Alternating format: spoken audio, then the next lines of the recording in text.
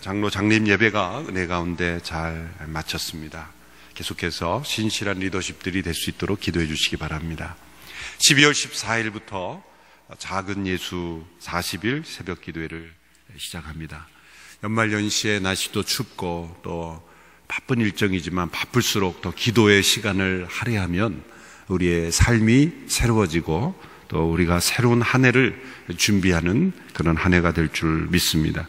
예수님을 바로 보여주는 사람들이라는 주제로 우리가 함께 산상수훈의 말씀을 묵상하며 새해를 준비하게 될 수 있게 되기를 바랍니다. 엔젤 트리가 계속 진행 중에 있습니다. 로비에 게시되어 있는 여러 이웃들의 사연을 여러분들이 읽어보시고 그 엔젤 트리의 아름다운 그 사랑의 선물로 가득 주렁주렁 열매 맺힐 수 있게 되기를 간절히 원합니다.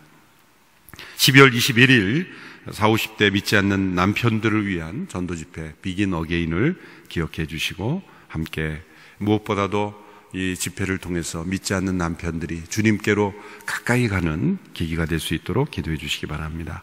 다음 주일 비전헌금은 저희가 매해 12월에는 연말연시 소외된 이웃들을 섬기는 그러한 섬김의 헌금으로 드리게 됩니다. 특별히 760가정 이상의 저희가 파악된 그런 가정들, 우리 대학 청년들을 중심으로 해서 우리 모든 성도들이 그 가정으로 찾아가서 돌보는 구체적인 섬김의 사역을 위해서 함께 헌금하게 됩니다. 기억해 주시고 참여해 주시기를 바랍니다.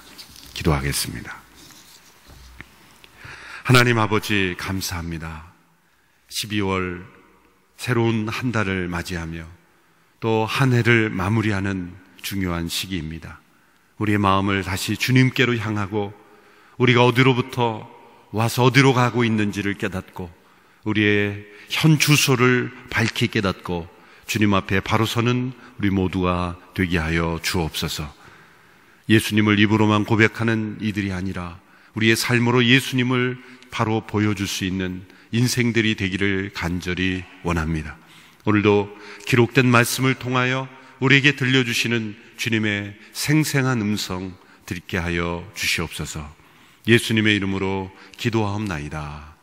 아멘. 오늘 본문은 우리가 편안한 의자에 앉아서 음악 감상하듯이 읽기에는 너무나 죄송한 말씀입니다. 교회 역사에서 최초로 순교한 스데반 집사님의 순교의 기록이 나와 있기 때문입니다. 스데반 집사님의 순교 기록을 읽으면서 과연 우리가 예수님을 믿고 예수님을 전하는 것이 우리의 생명보다 더 귀한 일인가? 라는 이 엄숙한 질문 앞에 우리는 서야 합니다. 우리는 지금 예수님을 믿는다는 이유, 예수님을 전한다는 이유 때문에 어떠한 시련과 어떠한 고난과 핍박도 없는 그런 시대에 살고 있습니다. 그래서 우리의 믿음에는 허용과 거품이 많이 끼어 있다는 것을 우리는 알아야 합니다. 예배당에 들어올 때 우리의 생명을 내걸고 들어오지 않았기 때문에 우리는 하나님을 그토록 간절하게 진실하게 믿지 않고 있는지도 모릅니다. 그러나 오늘 기록된 이 최초의 순교 기록을 통해서 우리가 목숨 걸고 예수 믿는, 그리고 생명을 다하여 예수님을 전하는 우리의 생명보다 더 귀한 영원한 생명이 그리스도 예수 안에 있음을 믿고 확신하고 다시 한번 도전받는 그러한 말씀이 될 수 있게 되기를 바랍니다. 스데반이라는 이름이 처음 성경에 나온 것은 사도행전 6장의 말씀이죠. 교회 안에 구지의 일로 갈등이 일어났을 때 그 일을 사도들을 대신하여 전담할 7명의 사람들을 뽑았습니다. 그 중에 한 사람이 바로 스데반입니다. 스데반이라는 이름은 헬라어로 스테파노스, 왕관이라는 뜻이죠. 아마도 그의 부모님이 이 세상의 왕관을 쓰는 인생이 되라라는 그러한 소망에서 그의 이름을 스테파노스라고 불렀을 것입니다.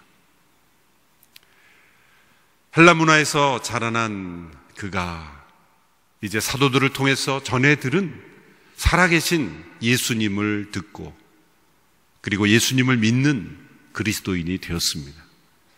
그리고 그는 이 세상의 왕관이 아니라 영원한 하나님 나라의 생명의 면류관, 의의 면류관을 쓰는 인생이 되었습니다.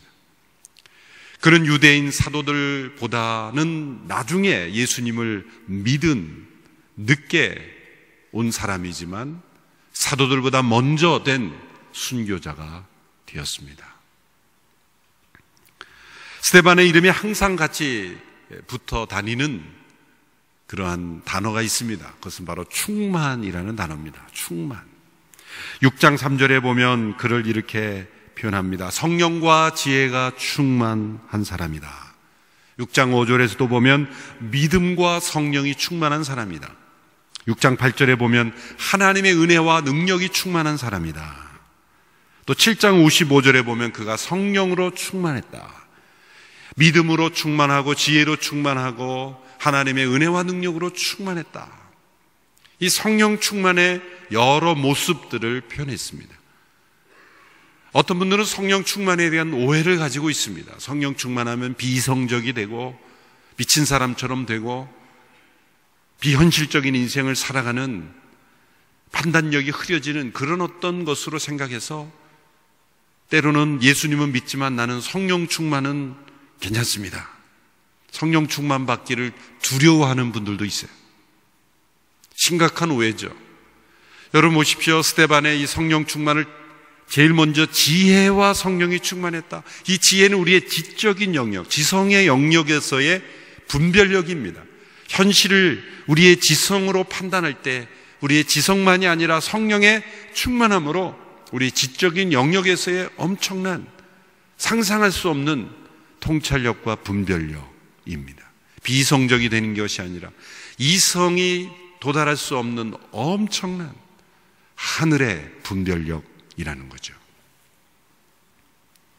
믿음이 충만했다. 이건 어떻게 의지해 보면 의지적 충만이죠. 믿음은 나의 능력을 내려놓고 하나님의 능력을 덧입는 것입니다. 그래서 때로 신비한 것입니다. 이성으로 다 이해되지 않는 영역에서 믿음으로 나아갈 때 하나님의 능력이 이루어지는 신비적 사건을 체험하는 거예요. 은혜와 능력이 충만했다. 은혜가 충만했다는 건 무엇을 의미합니까? 우리의 성품, 우리의 감성, 우리 인격의 영역에 있어서 예수님의 성품이 온전히 드러났다. 스데반 집사님은 자신을 불법으로 신문하고 거짓 누명을 씌워서 돌로 치려하는 자들 앞에 천사의 얼굴과 같았다 그랬어요. 천사의 얼굴. 은혜가 충만한 스데반 집사님의 모습을 표현한 거예요. 스데반 집사님이 지금 그 당시 많은 사람들이 보고 있고 자신의 지금의 모습이 성경에 기록될 것을 염두에 두고 얼굴을 일부러 멋있게 표정해서 만들어서 천사의 얼굴처럼 마치 사진 찍듯이 보인 것이 아니죠. 감성적으로 흥분되어 있는 사람들, 분노하고 이를 갈고 있는 그 사람들 앞에 서서 그는 조금도 그의 감정은 흔들리지 않았어요. 성령님께서 그의 감정을 주관해 주시고 있기 때문이에요. 여러분, 성령 충만은 은혜가 충만한 거예요. 성품 안에 하나님의 역사가 충만한 거예요. 얼마 전에 성령론을 다루는 어느 학술 세미나에 참여를 했는데 제가 설교를 하고 이렇게 참여를 했는데 교수님들이 서로 이렇게 지적을 하는데 어느 교수님이 진정한 성령의 역사가 무엇인지를 설명하는데 약간 입장의 차이가 있었어요. 흥분하더니 일어나서 가방 써서 나가려는 거예요. 그 주제가 성령의 역사가 무엇인가? 중생한 성령의 역사, 성화된 성령님의 역사가 무엇인가를 그렇게 멋있게 설명하고 좀 지적을 받으니까 흥분해서 보따리 싸고 가내는 거예요. 한쪽에서 말리고 막. 주제가 하필 성령이에요, 성령. 이 아이러니컬한 그런 현장에서 제가 낯을 들지 못했어요. 그건 뭐예요? 지적으로는 성령님이 어떤 분인지를 분석하지만 은혜가 충만한 성령 충만을 아직 경험하지 못한 거예요.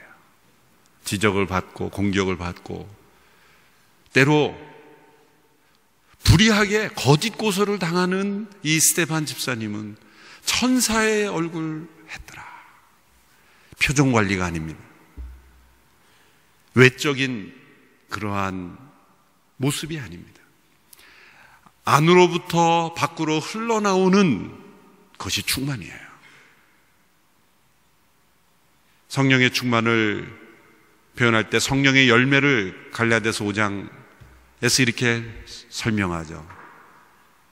성령의 9가지를 다 열거한 이후에 이렇게 설명합니다. 이 같은 것을 금지할 법이 없느니라. 이 같은 것을 금지할 법이 없다. 이건 무엇입니까?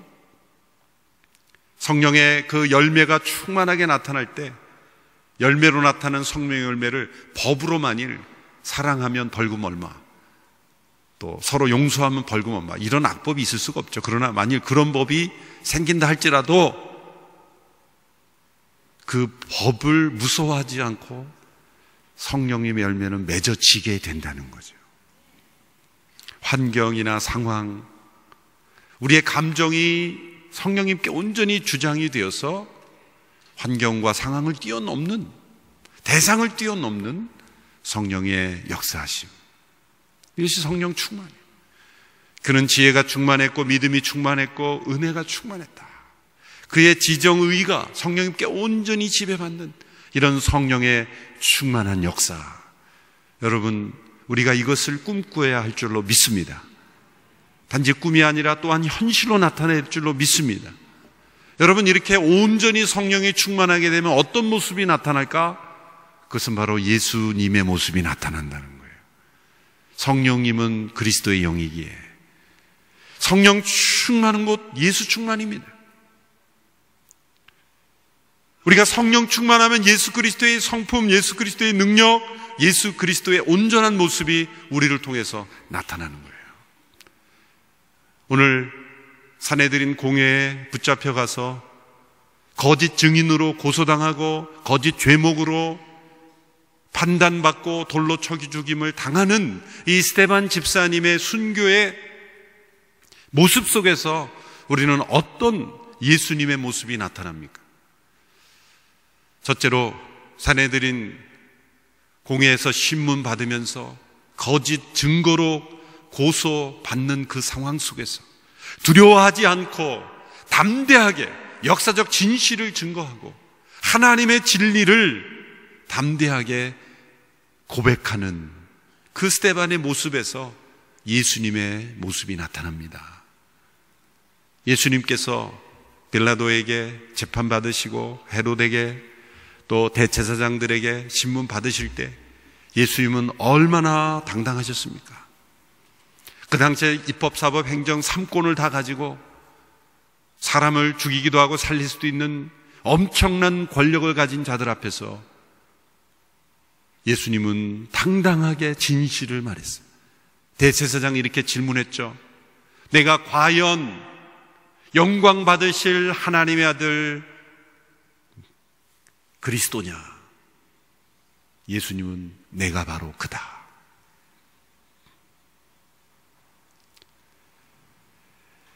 예수님은 당당하게 진실을 말씀했습니다.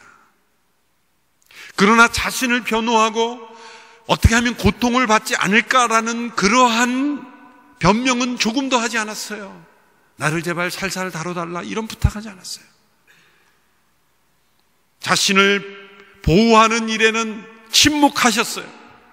그러나 사실과 진리를 증거하는 일에는 사자같이 담대하셨습니다. 스데반이 고소당한 죄목은 예수님이 고소당한 죄목과 동일합니다. 신성모독죄. 예수님은 나와 아버지는 하나이니라, 하나님과 동등한 분임을 주장했죠. 그리고 성전을 바라보면서 예수님 요한복음 2장에 보면 이 성전을 헐라 내가 사흘 만에 다시 일으키리라. 성전 모독죄, 하나님과 동등하다고 주장한 신성 모독죄, 이것이 예수님을 죽이게 된 죄목이었습니다. 스데반도 동일한 죄목으로 고소당했습니다. 스데반은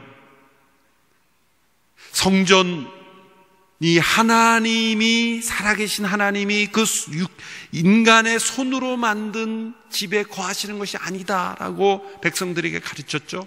성전을 중심으로 한 그 당시에 사두개인들의 부패한, 그들이 하나님을 떠난 모습, 하나님의 임재는 보이는 건물에 임하시는 것이 아니다. 그것은 스데반의 주장이 아니었습니다. 스데반의 이 사도행전 7장에 나오는 설교를 읽어보면 그런 시편 66편을 인용하는 거예요. 이미 구약에 하나님의 말씀이 나타나 있어요. 하나님이 친히 다윗에게 말씀하셨어요. 내가 언제 나의 집을 지으라고 했느냐? 다윗의 잘못된 생각을 교정시켜 주시면서 보이는 건물에 하나님께서 갇혀 계신 분이 아니다. 온 우주 만물을 하나님께서 다 창조하셨는데 보이는 건물 속에 하나님이 갇혀 있는 것처럼 그것을 성전이라 부르는 것이 잘못된 것이다라고 스데반이 지적했어요. 여러분, 절대 이 예배당을 성전이란 단어 자체를 사용하면 안 돼요. 성전 건축이라는 단어도 잘못된 단어고, 그렇게 제가 부탁하는데도 아직도 성전이 입에 배서 쓰시는 분들이 많아요. 성전이라는 단어를 쓰시면 안 돼요. 양재 성전, 이렇게 성전이라는 단어를 붙이면 우리의 개념이 바뀌지 않아요. 구약시대의 성전관에 자꾸 머무른 그러한 잘못에 빠질 수가 있죠. 사두개인들은 성전 얼마나 신성시했습니까? 건물을 얼마나 신성시했어요.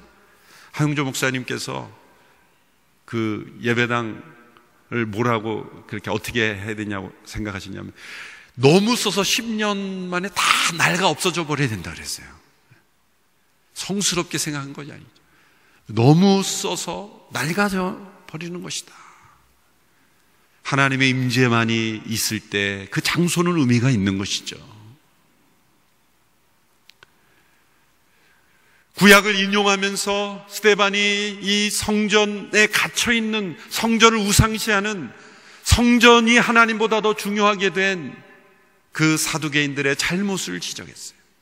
또한 율법, 하나님의 율법을 있는 그대로 전하지 않고 율법을 지킨다 하면서 율법을 지키지 않고 그들이 해석해 놓은 탈무드와 미드라시, 지금도 내려오는 안식일을 거룩히 지키라는 그 참된 의미가 아닌 인간들이 만든 그러한 규례들을 지킴으로 하나님을, 율법을 지키고 있다고 착각하고 있는 그들의 모순을 지적한 거예요.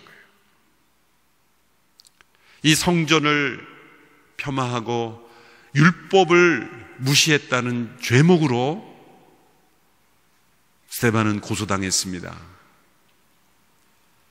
6장 마지막 부분에 보면은 돈으로 거짓 증인들을 사서 스데반을 고소했다라고 그렇게 나옵니다. 그런데 스데반은 자신에게 주어진 변호의 시간에 사도행전 7장 2절부터 50절까지 구약 역사를 관통하면서 아브라함부터 시작해서 모세, 다윗에 이르기까지 구약의 역사를 관통해 흐르면서 단지 지식적인 정보가 아니라 그 핵심을 찌르면서, 여러분 구약 역사의 흐름을 파악하시려면 이 사도행전 7장의 스데반의 설교를 읽어보시면 돼요. 그것이 다윗에서 중단됐지만 아마도 이 사내들은 공회원들이 흥분해서 그를 내치지 않았더라면 끝까지 갔을 거예요. 구약 역사가. 저는 이것을 중단된 설교다 이렇게 생각을 하는데, 구약의 역사에 관통하는 흐름은 무엇입니까? 진정 의인이 오실 것이다. 구약의 성전이든 율법이든 그것은 장차 오실 메시아를, 예수님을 미리 보여주는 것뿐이었다. 이제 그분이 오셨으니, 이 성전과 율법의 실체가 오셨으니 더 이상 그것 자체를 우상시하는 일이 없어야 된다라는 메시지였습니다. 그 메시지를 담대하게 진실을 증거한 거예요. 여러분, 성령 충만은 진실의 충만입니다. 진실 앞에 담대한 거죠. 어떠한 위험과 위협이 있다 할지라도 사실과 진실을 있는 그대로 전하는 것이 성령 충만이죠. 왜냐하면 성령님은 진리의 영이시기 때문이에요. 사실의 힘, 진실의 힘. 스데반이 개인의 담력으로 이렇게 한 것입니까? 아니죠. 그것이 진실이었기 때문이에요. 그것이 사실이었기 때문이에요. 구약 역사에 나타난 예수 그리스도, 그분은 역사의 중심이며 역사의 사실이기 때문에 사실을 증거한 것뿐입니다. 그러나 상황을 보고 두려워하지 않고 그는 담대하게 그 사실을 진실대로 증거할 수 있었던 것, 이것이 바로 성령 충만이요, 이것이 바로 예수 그리스도의 모습에 나타난 그런 성령의 역사입니다. 그는 51절에서 53절에서 이렇게 결론을 맺었습니다. 우리 같이 한번 읽어볼까요? 51절 53절 시작. 목이 곧고 마음과 귀가 꽉 막힌 사람들이여, 당신들도 여러분의 조상처럼 계속해서 성령을 거역하고 있습니다. 당신들의 조상이 핍박하지 않은 예언자가 있었습니까? 그들은 심지어 의인이 올 것을 예언한 사람들을 죽였고 이제는 당신들도 그 의인을 배반하고 죽였습니다. 당신들은 전사들이 전해준 율법을 받았으면서도 그것을 지키지 않았습니다. 목이 곧고 마음과 귀가 꽉 막힌 사람들, 그들을 가리켜 성령을 거역하고 있다고 말합니다. 그들의 영적 상태를 그대로 담대하게 전하죠. 성령을 거역하는 사람들은 어떻습니까? 진리를 듣고 진실을 들었을 때 분노합니다. 진실을 들었을 때 성령 안에 있는 사람들은 그 진실을 기뻐하고 진리와 함께 기뻐하고 진리 앞에 무릎을 꿇고 진실 앞에 겸손해집니다. 그러나 성령을 거역한 사람들은 진리를 거부하고 진실을 외면하고 듣지 않으려 하고 도리어 분노합니다. 54절을 보십시오.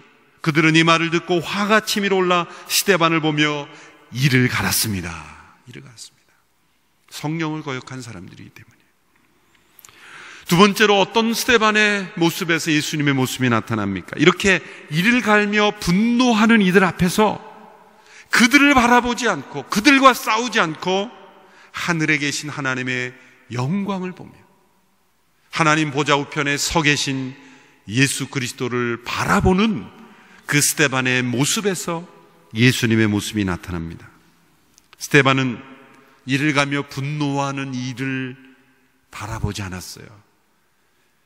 여러분, 성령을 거역하는 사람들과 동일한 감정으로 싸우면 휘말려 들어가는 거예요. 성령 충만한 사람은 성령을 거역하는 사람들과 다른 방법으로 대해야 되는 거예요. 제가 말씀드린 그 교수님이 막 분노해서 하니까 막 한두 사람이 막 같이 흥분하려고 그러는 거예요. 성령으로 충만할수록 같이 분노하지 않습니다. 저도 분노할까봐 그냥 나와버렸어요. 저도 계속 있다간 저도 분노하게 될까봐.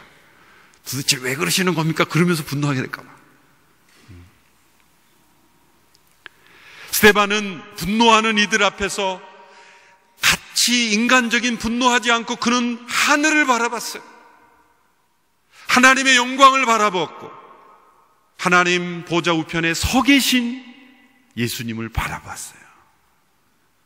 여러분, 예수님을 보십시오. 십자가에 끌려가시며 자신을 조롱하고 자신 앞에서 분노하는 이들을 향하여 예수님은 인간적인 분노로 대응하지 않으셨어요. 예수님도 동일한 인간이셨지만 어떻게 그것을 이겨낼 수 있었습니까? 히브리서 12장 2절에서는 이렇게 표현합니다. 그 앞에 있는 기쁨을 바라보셨다. 믿음의 창시자여 완성자이신 예수님을 바라봅시다. 뭐라고 되어 있습니까? 그 다음 같이 읽어볼까요? 그는 자기 앞에 놓여있는 기쁨을 위해 부끄러움을 개의치 않으시고 십자가를 참으셨다. 이것은 그 십자가를 넘어 있는 그 기쁨과 영광을 바라보셨다는 거예요.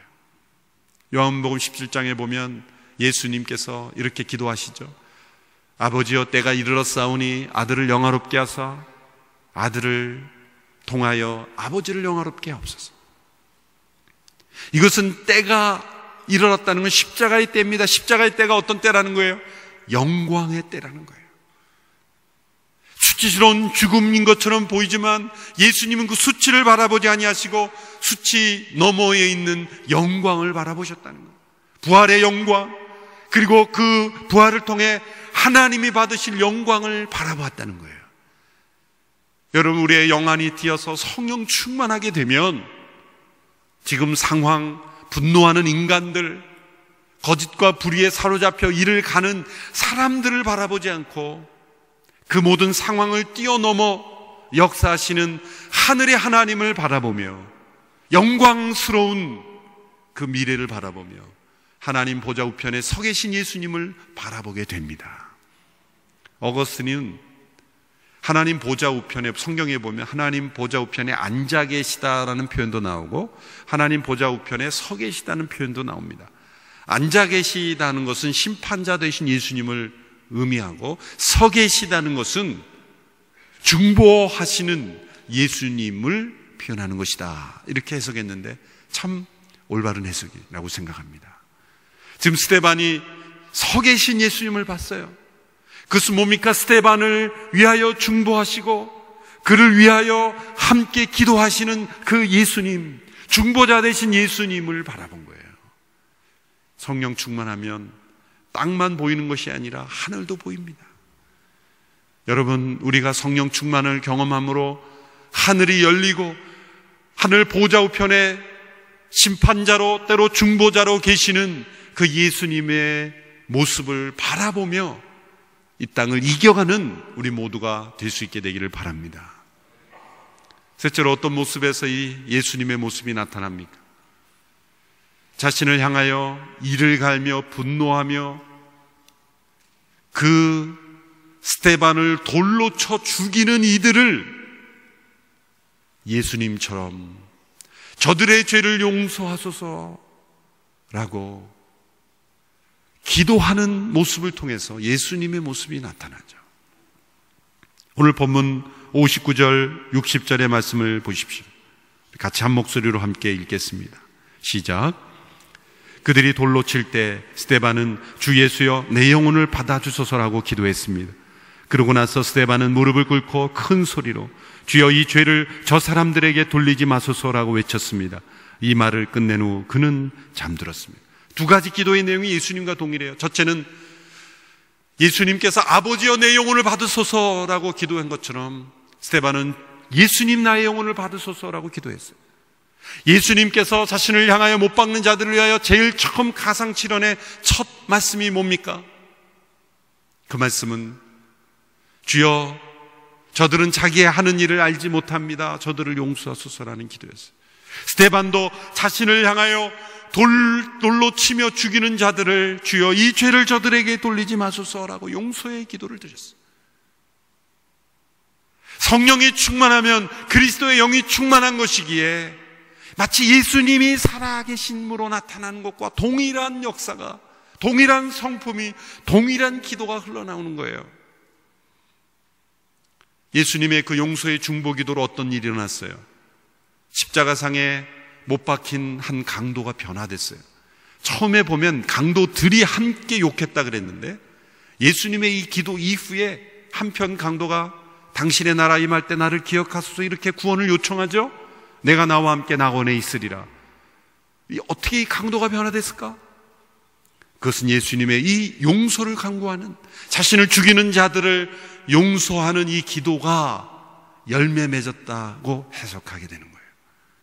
그러면 스데반의 중보 기도로 어떤 변화가 일어났을까요? 당장 이 본문에서 눈에 띄는 변화는 나타나지 않습니다. 그런데 암시되는 단어가 나와요. 그것은 무엇입니까? 58절에 보면 그 자리에 있었던 한 사람의 이름이 등장합니다. 58절 같이 읽겠습니다. 시작. 그를 성 밖으로 끌어낸 후 돌을 던지기 시작했습니다. 한편 목격자들은 자기들의 옷을 벗어 사울이라는 청년의 발 앞에 두었습니다. 사울이라는 청년, 그 당시는 유대 사내들은 공회원에서 사람을 죽일 수 있는 것은 이 신성 모독, 그러니까 성전 모독에 대해서는 죽일 수 있는 권한이 주어졌는데 법적인 절차로 증인들이, 목격자들이 옷을 벗어서 놓아야 그것이 증거가 되는 것이었어요. 그러면 그 옷을 벗어놓은 사람은 어떤 사람입니까? 무엇인가 주도적인 세력이 아닐까요? 사울이 이 스데반의 죽음에 있어서 행동대원과 같은 대장의 역할을 했다는 그 추정을 우리는 충분히 할 수 있는 거예요. 사울, 그는 이방인의 사도로 쓰임받은 바울입니다. 흔히 성경 기조할 때 사울이 바울 됐다 이렇게 질문하는 거, 그는 잘못된 거죠. 사울은 히브리식 발음이고 바울이 헬라식 발음이에요. 같은 겁니다. 전반부에는 왜 사울이라고 썼냐면 변화되기 전인데, 바울은 유대 이방인의 사도로 쓰임받았기 때문에 헬라식 이름을 더 사용한 것 뿐이에요. 뒷부분에도 사울이 다시 나옵니다. 사울과 바울은 같은 이름이다 라고 생각하셔야 됩니다. 여러분, 이 바울의 이름, 사울의 이름이 왜 여기 등장합니까? 일평생 사도 바울은 그의 인생 가운데 돌에 맞아 죽으면서 자신을 돌로 치는 자들을 용서하는 이 스데반을 잊을 수 없었을 겁니다. 그런 충격을 받았을 겁니다. 그가 회심한 이후에 그의 삶 속에 늘 기억되는 사건은 바로 이 스데반의 순교였을 겁니다. 누가가 누구를 통해 예수님 믿었어요? 사도 바울을 통해서 믿었잖아요. 그런데 이 사건을 누가 기록했어요? 이 사건을 누가 기록했어요? 누가가 기록했잖아요. 누가. 답을 알려드리는데도 누가가 기록했어요. 그럼 이 사건을 누구를 통해 제일 정확하게 들었을까요? 바울을 통해서 이 사건을 가장 정확하게 들었을 가능성이 높아요. 그의 이름이 여기에 등장한 것은 내가 거기에 있었다라고 사도 바울이 고백했기 때문이라는 거예요. 결국 이 스데반의 순교에, 그리고 이 원수를 용서하는 중보기도의 열매가 바로 저는 사도 바울의 회심의 사건이다. 그 자리에 있는 모든 자들을 용서하는 기도 가운데는 바울도 포함이 되어 있었다는 거예요. 저들의 죄를 저들에게 돌리지 마소서라는 기도가 바로 바울의 회심의 역사로 하나님께서 역사하셨다고 우리는 믿을 수 있는 것입니다. 바로 예수님의 역사가 스데반을 통해서도 나타난다는 거죠. 스데반의 순교의 역사를 시작해서 복음이 전해지는 곳마다, 교회가 세우는 곳마다 이 순교 역사가 일어났습니다. 초대교회 때 사도들은 다 순교했죠. 초대교회 감독이었던 이그나티우스라는 분이 AD 107년 로마 제국에서 순교당했을 때 그런 순교의 자리로 나가면서 7개의 편지를 썼어요. 그 편지의 내용들은 한결같이 다 나를 위해서, 내가 살아나도록 기도하라는 게 아니라 내가 담대하게 죽을 수 있게 해달라고 기도한 거예요. 그 편지의 일부의 내용을 잠깐 제가 읽어드리겠습니다. 내가 단지 그리스도인이라 불릴 뿐 아니라 그리스도인으로 행동할 수 있도록 해주시오. 나는 고난당할 때 예수 그리스도 안에서 자유할 것이며 언젠가 자유스럽게 그와 함께 다시 부활할 것이요. 나는 그리스도의 순수한 떡으로 바쳐질 수 있도록 짐승들의 이빨에 찢겨져야 할 하나님의 미랄이라고. 이그나티우스의 고백입니다. 모두가 죽음을 두려워하지 않고 순교하며 예수님을 바로 보여주었던 사람들. 초대교회 때 스데반 집사님과 이그나티우스가 있었다면 우리 한국 교회에는 주기철 목사님이 계십니다. 그분은 일사각오의 신앙으로 신사참배를 거부함으로 순교하셨어요. 이 주기철 목사님의 일사각오를 보여주는 그 영상 클립이 유튜브에 있어서 여러분들께 잠시 보여주고 말씀을 맺고자 합니다. 만든 제작자를 확인하지 못해서 허락 없이 사용하게 됨을 용서하시기 바랍니다.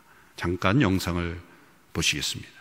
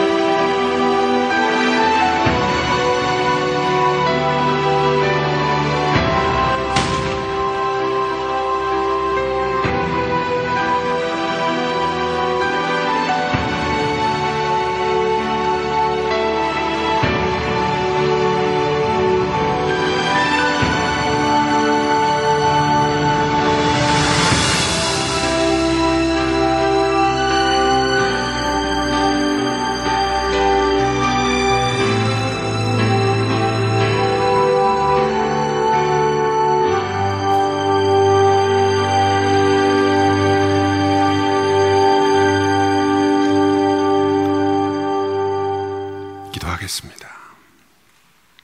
하나님 아버지, 일사가구의 신앙을 저희가 잊어버렸기에 오늘 이 시대에 한국교회가 어려워졌습니다. 우리의 자녀들이 믿음을 떠나고 이 사회가 어지러워졌습니다. 저희를 용서하여 주시옵소서. 진실 앞에 담대하지 못했던 저희들을 용서하시고 하늘의 영광을 바라보지 못하고 땅의 영광을 바라봤던 저희들을 용서하여 주시옵소서. 핍박하는 원수를 용서해달라고 간구하였던 그리스도의 영이 우리 안에 살아계시지 아니하기에 우리는 형제를 원수로 만들며 서로 싸워갔던 저희들을 용서하여 주시옵소서. 그리스도인이라 불리우지만 그리스도인답지 않게 살아가는 저희들을 용서하시고 다시 한번 우리를 통해 하나님 보좌 우편에 계신 예수 그리스도의 살아계신 모습이 나타나게 하여 주시옵소서. 일사가구의 신앙으로 주기철 목사님의 믿음의 삶을 따라가기를 원하며 성령 충만했던 스테반 집사님, 성령 충만했던 주기철 목사님의 믿음을 본받아 우리 모두가 예수님을 이 땅에 바로 보여주는 믿음의 사람들이 되게 하여 주시옵소서. 예수님의 이름으로 기도합니다.